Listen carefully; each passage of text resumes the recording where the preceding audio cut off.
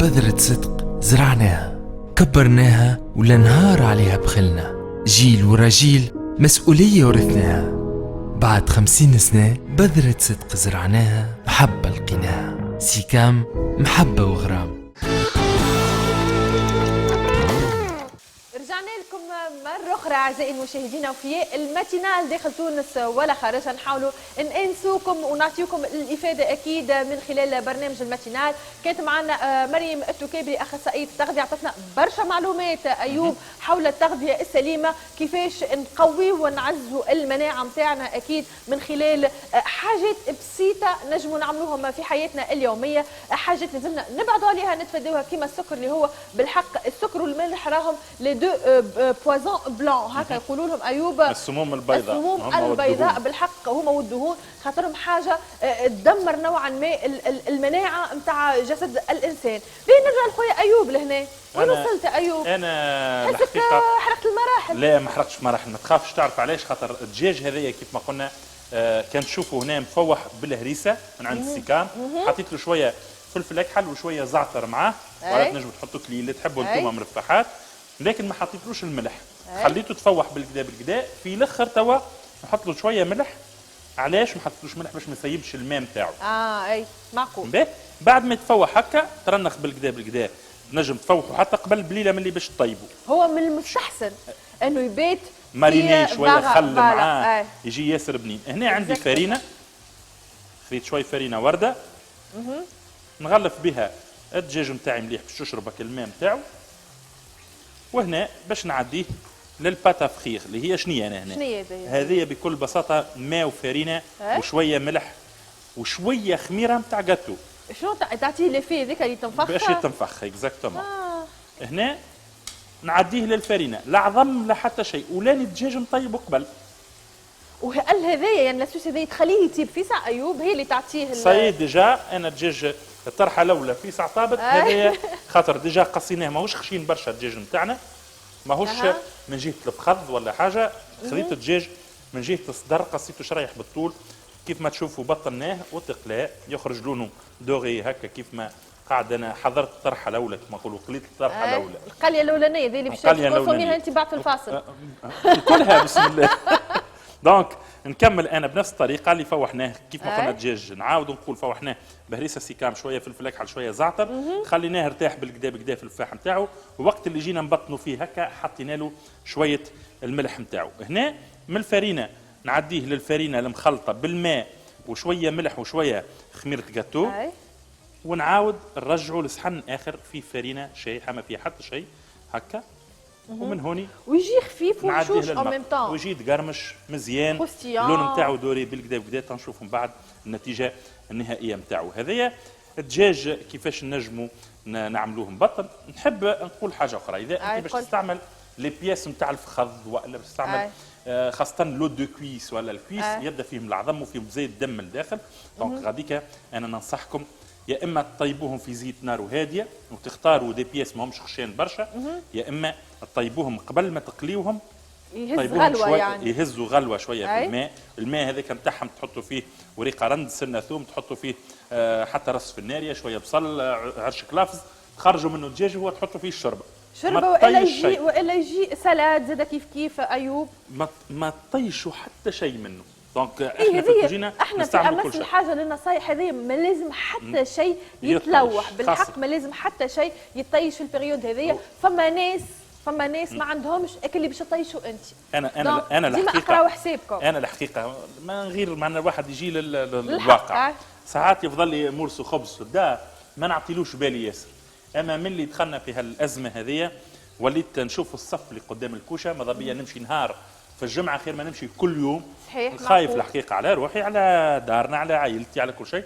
دونك نرد بالي نمشي ناخذ طرف خبز نتاع الجمعه نتاعي نهار بركه في الجمعه، الاخر كونجيلاتور ونخرجوا قبل بالليله. انا حاجتي بيه غدوه الصباح نخرجوا الليله ولا حتى قبل بساعتين ثلاثه، ومن بعد نسخنوا في الكوشه في ساعه الخبز نتاعي يرجع كأنه طايب تو من الكوشه. هذه حاجه اخرى نستحفظ عليه نظيف، راهو ما نطيش حتى يعطيك شيء. صحة تبذير أيوب. لا. يعطيك صحة أيوب. أنا فما معلومة، شوف كي تبدا فما معلومة نجم نفيد بها السادة المشاهدين، راني ما نبخلش عليهم. فما علماء أو باحثين قالوا كيفاش نتوقعوا العدوى من الخبز، خاطر راهو في الكوش ما نعرفوش الخبزة شكون مسها الأول شكون مسها. توا يقول لك فما واحد اللي يمد الخبز من الفرناطة والآخر اللي ياخذ الفلوس، دونك زوز من الناس. لكن ديما نبعدوا على مسان الخبز. ايش نعملوا احنا في التوخي من الكونتاميناسيون نتاع الكورونا من الخبز؟ الخبز كي ناخذوه من الكوشه ميساش، احنا مستانسين ديما نحبوا الخبزه الناضجه. ما تاخذش الخبزه الناضجه. كانك ناوي انت مثلا باش تكنجلها والا حتى باش تكونسوميها، ايش تعمل لها ايوب؟ تعاود تحطها في الفور في تمبيراتور 60 درجه او 70 درجه لمده 10 دقائق ماكسيموم. تخرجك الخبزه كروستيون، تعاود تكون لك سخونه وهشوش الخبز، ولهنا انت تكون منعت روحك. ولا نجم نكونوا فما نوع من الكونتاميناسيون تنجم تكون توقيتها. انا الحقيقه باش نقول لكم كيفاش الخبز هو اهم حاجه، انك تاخذ خبز. قال واحد ماذا بيك معناها مس العطار ولا حاجه، ماذا بيه اللي يعطي الفلوس مش هو اللي يمد لك الخبز. هذه حاجه اخرى. هزيت خبز روحت بيه لدارك، خليه مده 3-4 سوايع، ما تاكلوش مباشره دوبله اخوه، مده 3-4 سوايع. كان في حاجه وحدها راهي تتنحى ما تشدش شيء. انت ما بتعرفش حاجه ايوب في الخبز. احنا كي نبداو رايحين من الكوشه ديجا شتا الخبزه قدينا عليها في الصينيه. انت تعرفها لاستوس هذايا. هذاك ردوا بالكم. انا ننصحكم سواء خضره ولا غله ولا خبز ولا حاجات هكا، تخليها في هواء محلول مده 3-4 سوايع كيف ما قلت لكم.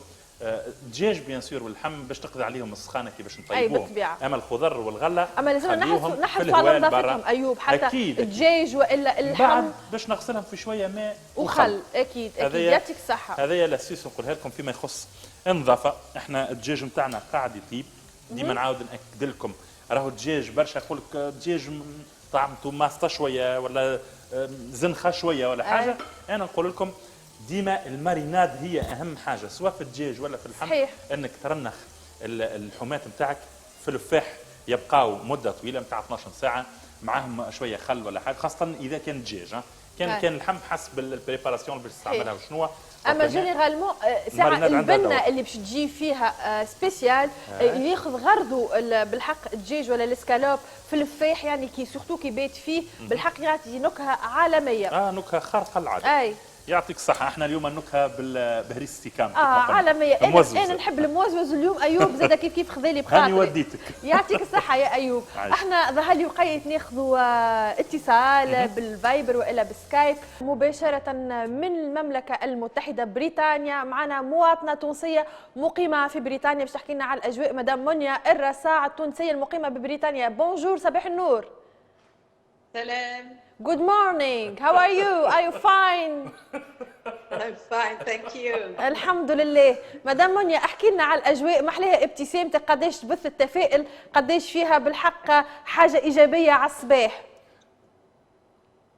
سي جونتي، عايشك بارك الله فيك. احكي لنا مدام منيا على الاجواء في بريطانيا، سورتو المده ذي قاعده الاعداد تتزايد نتاع مصابي مرضى او فيروس الكورونا في العالم اجمع وبالتحديد في بريطانيا. اليوم تحكي لنا على الاجواء نتاع الجاليه التونسيه، اجواءك انت الخاصه، كيفاش عايشين؟ فما حجر صحي عندكم شامل والا لا؟ عندكم حظر تجوال ولا لا؟ واحكي لنا بصفه عامه على اللي قاعد يصير.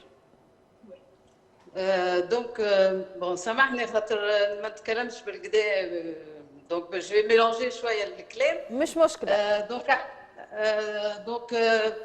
ابوبري جمعه كيكا فاقوا شويه بالمشكله، خاطر كانوا قبل ما همش فايقين بالكل.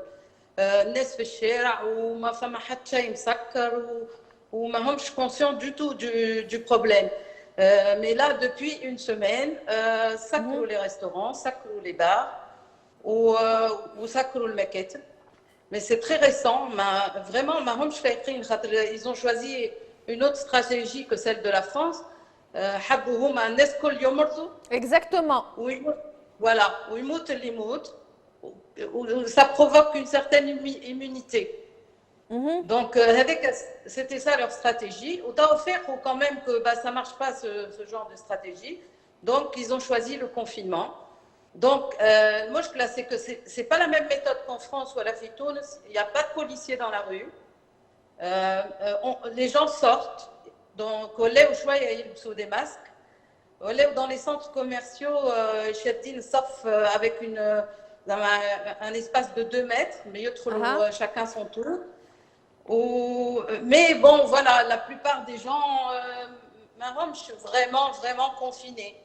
مدام منيا، اليوم حبيت نحكي معك يعني تلمو المواطنين في بريطانيا كما نقولوا استسهلوا المرض او ما قرالوش حسابه، او بعض المسؤولين غاديك اتجهوا نحو سياسه مرض القطيع، او الناس الكل قالوا خليهم يمرضوا وتو مناعتهم تمنحهم. لهنا رئيس الوزراء البريطاني بوزيتيف كوفيد 19 طلع التيست نتاعو، كيف وزير الصحه بوزيتيف كوفيد 19. ظهر لي هذا سيتي ان الاغم اون الاغم للبوبولاسيون لي سيتويان اللي غاديكا باش فهموا مدى خطوره الفيروس هذايا. اكزاكتومون.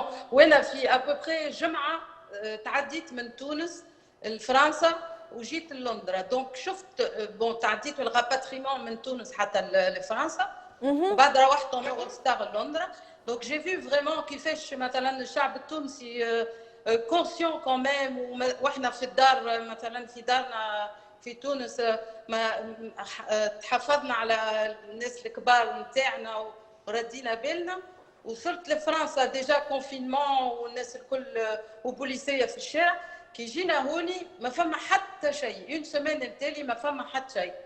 وتوا كل يفاقوا هكا شويه وما عادش دونك يسو راسومبل موان، مي في الشارع مازالوا برشا ناس. مدام منيا، وين عايشه انت بالضبط في بريطانيا؟ وين بالضبط؟ انا في قلب لندرا، هاك تشوف لا فيو نتاعي جوست سور لندن بريدج فوالا لا فيو. يعني اليوم نراو المدن المليونيه، المدن اللي كانت حيه، فينيز، نشوفوا باريس، نشوفوا لارك دو تريومف، نشوفوا نيويورك، نشوفوا كيف لندرا. المدن هذوما او العواصم الكبار نتاع العالم نراوهم خاليين من العباد تماما تقريبا. كيف في تونس ان شاء الله نكونوا يا ربي توخينا حذرنا، وان شاء الله نكونوا على كما نقولوا لي بون غاي، نقولوا على الطريق الصحيح او السكه الصحيحه نتاع التفادي الوباء هذايا. اليوم انت مدام كيفاش تعيش؟ تخرج تقضي؟ ليه عندك شكون يقضي لك؟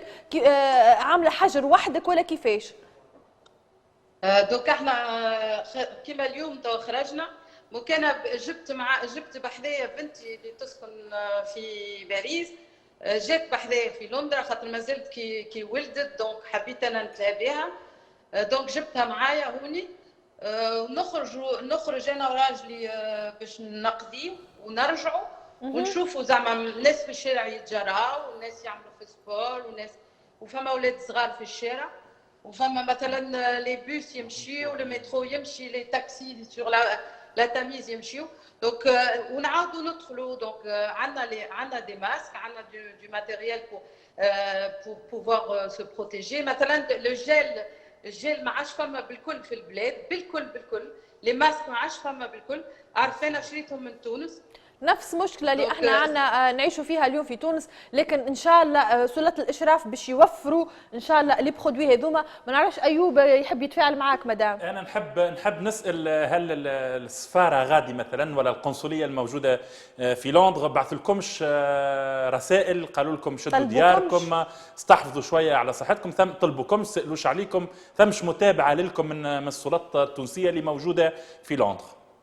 لا بالكل خاطر وعملنا زعما مسجلين احنا في القنصليه، ما عندنا حتى كونتاكت معاهم بالكل. بعثنا مثلا الامباسادور دو فرانس بعث لنا دي ميساج، مي من تونس ما عندنا حتى علاقه دو تو. مدام اليوم يفو سافوار مثلا كي نسمع انا على تونس وكل شيء، يفو سافوار زعما لو بوب تونيزيان ليه بروحه بالكدا خاطر كي شفت لا ديفيرونس كي وصلت لهنا لندرا، فريمون ديفيرونس كبيره. بالنسبه ما عندكمش برشا بوكو دو كا en Tunisie، مي تعرفوا اللي زعما بون vous avez pas les mêmes moyens que l'Europe ou que des pays aussi riches que l'Angleterre ولا la France، mais quand même الناس فايقين والناس اما فريمون j'étais contente de voir تونس هكاكا وفايقه على روحها والناس فايقين. ربي يقدر ربي يقدر الخير. مدام منيا زاد كيف لهنا حبيت نسالك، انتم كجاليه تونسيه قاعدين تتواصلوا مع بعضكم، قاعدين تسالوا على بعضكم، تعرف شي توانسه عايشين الغادي ظروفهم الاجتماعيه كيفاش؟ فما بعض الطلبه زاد كيف موجودين في لندرا ويقراوا، فما شباب ما عندهمش ماهمش مسويين وضعيتهم نتاع الاوراق ونتاع لي بابيي، يعني دو فاسون كي وقفت الخدمه ما نعرفش كيفاش قاعدين يعملوا. تو عندك شي فكره عليهم؟ ما فماش اعانات كيما في فرنسا، دونك هنا سي بوكو بلو ديفيسيل كي توقف الخدمه، مازالوا يخدموا، مازالوا يمشيوا للخدمه، مش كيما في فرنسا. التيلي ترافاي الماجوريتي في فرنسا هوني لا يمشيوا للخدمه زعما ماهمش موقفين الخدمه. دونك بون نعرف التوانسه مي مش بعاد عليا، مي مشاو لسويسرا. Donc bon, je ne sais pas si c'est une solution, mais ils ont rejoint leurs enfants en Suisse. Où j'ai des étudiants, un étudiant qui est venu, Houni, qui est rentré en Tunisie. Il a préféré aller en Tunisie. Donc à part ça, voilà quoi. Il doit se sentir plus en sécurité en Tunisie. C'est que bon, voilà. C'est vrai qu'il y a une certaine inconscience Houni où c'est un peu choquant quoi. مدام منيا احكينا على اعداد حسب التقريب، اعداد المصابين اليوم اللي وصلت لها بريطانيا، اعداد الوفيات زاد كيف؟ Il y a à peu près 15 000 personnes qui sont contaminées. Il y a 500 morts, à peu près 580 morts. Ou plus ça va, bon, le ratio il est correct. Mais plus ça va et plus le nombre de morts augmente par rapport au nombre de contaminés. Donc, je pense qu'on a un retard d'une semaine, 10 jours par rapport à la France. Mais je pense, sincèrement, quand je vois ce qui se passe, je pense que ça va aller très, très, très, très loin en Angleterre. يعطيك الصحة على مداخلتك مدام منيا. شنو تحب تقول اليوم للتوانسة؟ Chapeau, avec les moyens du bord, ils se débrouillent, où ils sont conscients du problème, où il faut que les hôpitaux ne vont pas pouvoir accepter tout le monde et guérir tout le monde. Donc, chapeau, continuez à Keka ou Dima. وبالنسبة للناس بالنسبة للتوانسة اللي مازالوا مستهترين بالوباء هذايا ومازالوا يخرجوا، شنو تحب تقول لهم؟ شدوا ديالكم امبورطون، خاطر ما فماش حتى حل اخر باش نكسروا ce processus de contamination. Vraiment, c'est la bonne solution. Il n'y a pas d'autre solution. هنا نسمع في les médecins, هنا نسمع في toute une politique et tout un processus. mais ما فماش حتى حل اخر باش تخرجوا منها ننكزوها كلنا مع بعضنا. لازم تشدوا ديالكم وتتلهاو بوليداتكم، تتلهاو بفاميلياتكم. C'est une solution comme une autre. Il n'a pas le temps, la vie passe tellement vite qu'on n'a pas le temps de s'occuper des siens.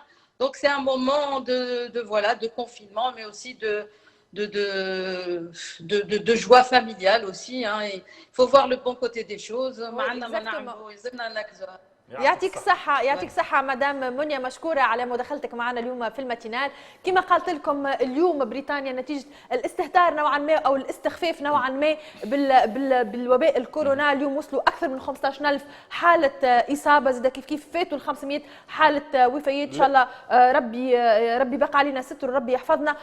بيس أند لاف مدام منيا، إن شاء الله نشوفوك بخير على قريب. نحيوها مدام منيا، أكيد نقلت لنا صورة على ما هو موجود في لندن.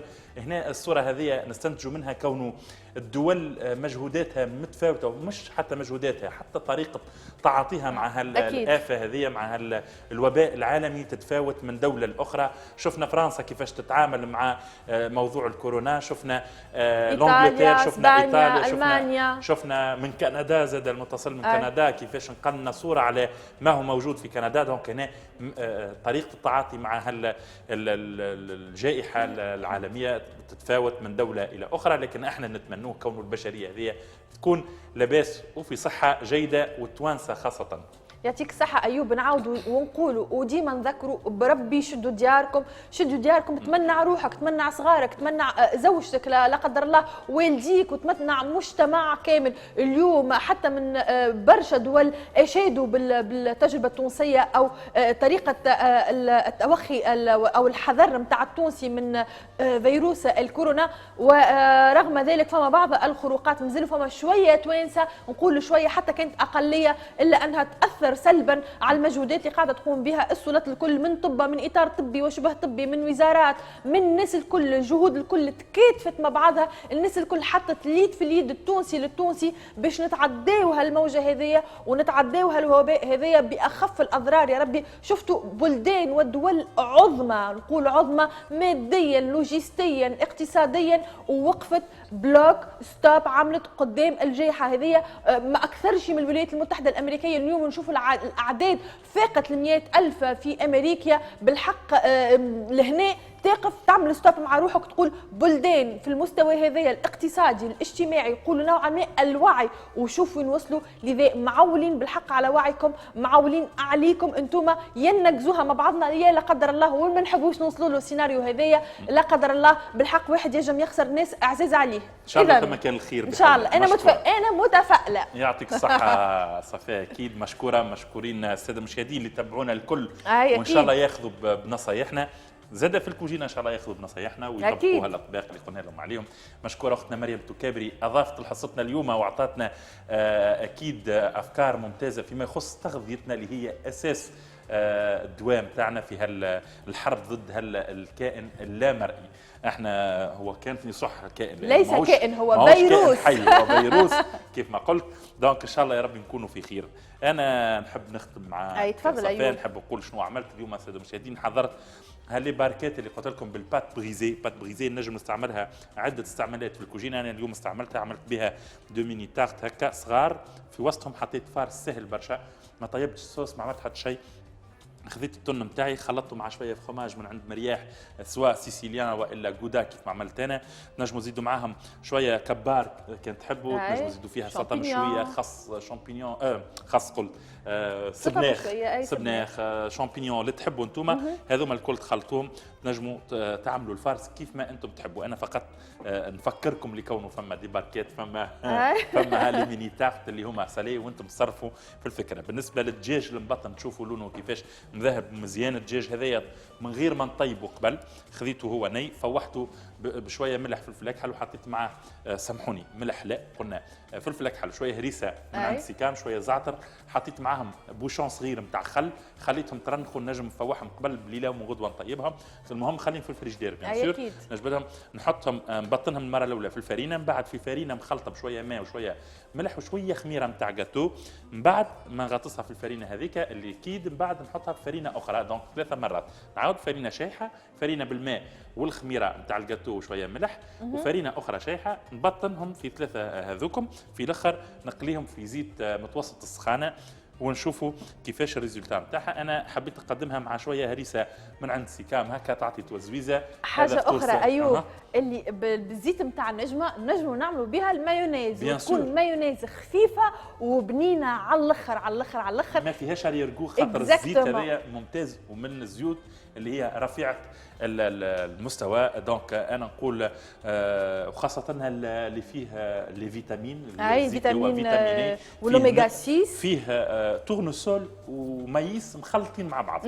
هذوما اخصيات معناتها ما بهم زيت النجمه اللي يبقى ديما من الزيوت الصحيه، واللي هو ماخذ لو سافور دو لاني 2020. نكهه السنه بالنسبه ل 2020 خذاها زيت نجمه ثالث مره على التوالي. اكيد هالعلامه نتاع الامتياز. انا نتمنى لكم تكونوا استفدتوا من هالوصفات هذه، تستفادوا منها زاده من لي كونتاكت اللي نمدوهم لكم، خاصه اللي يحب ياخذوا لي فروماج اللي يجيوه لدارو واصلين حاضر باش غراتويتمون التوصيل نتاعهم باش يكون من عند مرياح. الكميه مر طل وانت ماشي، معناها ما يفرضش عليك انك تشري عجله كامله نتاع حتى اقل ما تنجم تاخذ ربع نتاعها مع تنوش من الكتب من ربي. هذايا فخوماج ممتاز برشا.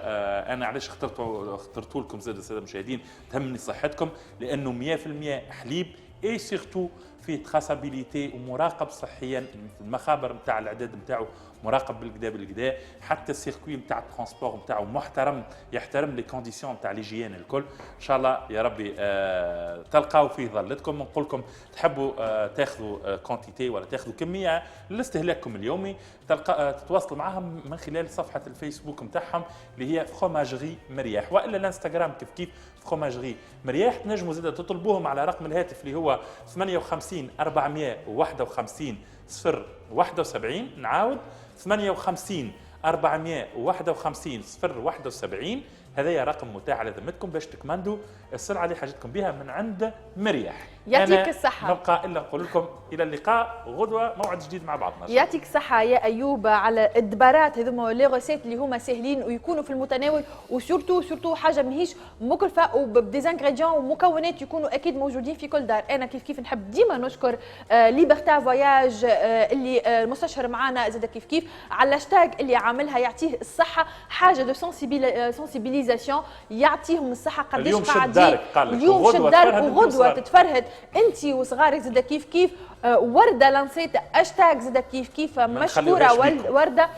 شد دارك وما نخليوهاش بيكم. هاكم تشوفوا زاد كيف في المنتوجات نتاع وردة اللي ياسر فاريي من الفارينة للفارينة الخبز للفارينة البيتزا للكعك كل شيء، للمقرونة للكسكسي اللي تحبوا عليه الكل تلقاوها في منتوجات وردة زاد كيف. سيكام يعطيها الصحة على لي فاريتي نتاع لي برودوي نتاعها زاد كيف اللي تأمنهم باش نقدموا لكم احسن ما عندنا. أنا بدي نكون هكا وصلت معاكم أيوب، أنا وأيوب لنهاية حصة اليوم. بالمناسبة نحب نعاود نوجه نداء للناس اللي تتفرج فينا اللي تحب تشارك معنا في البرنامج. ما عليها كان تدخل الباج الماتينال على الفيسبوك، تكتب الماتينال بالعربي وإلا بالفرنسي، تدخل على الباج تكتب لنا ميساج، تخلي نمروها بتاع التليفون. كان تحب تعرف أستوس وإلا تحب تعرف غوسيت صعبت عليها ولا تحب تاخذ نصائح من عند الشيف أيوب زاد كيف للمواطنين التونسيين اللي بالخارج واللي يحبوا يتواصلوا معنا بالكام بالفايبر الا بالفيسبوك والا زاد كيف بالسكايب. مرحب بهم ومرحبا بهم الناس الكل. جوست يخليونا لي زادغيس يا سكايب والا نمرو الهاتف نتاعهم واحنا نتصلوا بهم. هكا نكون وصلنا نهايه حصه اليوم من الماتينال. نحب نشكر اليوم بوتيك بزنس كلاس اللي قاعده تلبس فيا، نسيتها برشا مرات لكن نحب نشكر بوتيك بزنس كلاس اللي قاعده تلبس فيا. نتقابلوا ان شاء الله غدوه، نشوفكم بصحه وعافيه.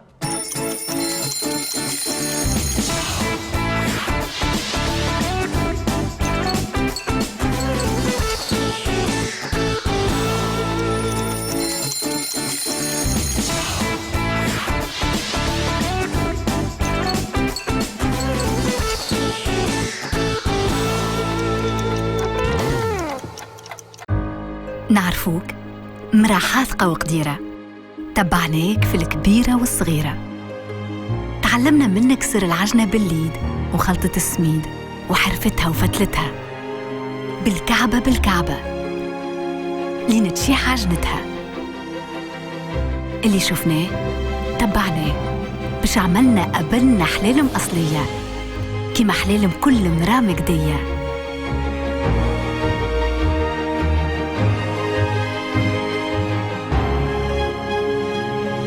حلالم وردة، البنة الزمنية. وردة سرها المحبة. جبن مرياح 100% حليب. مع سماحة شيف مسهلها البنة. بذرة صدق زرعناها كبرناها ولا نهار عليها بخلنا، جيل ورا جيل مسؤولية ورثناها.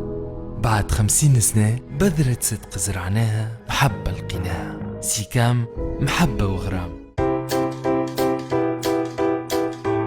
نجمة راك حرة.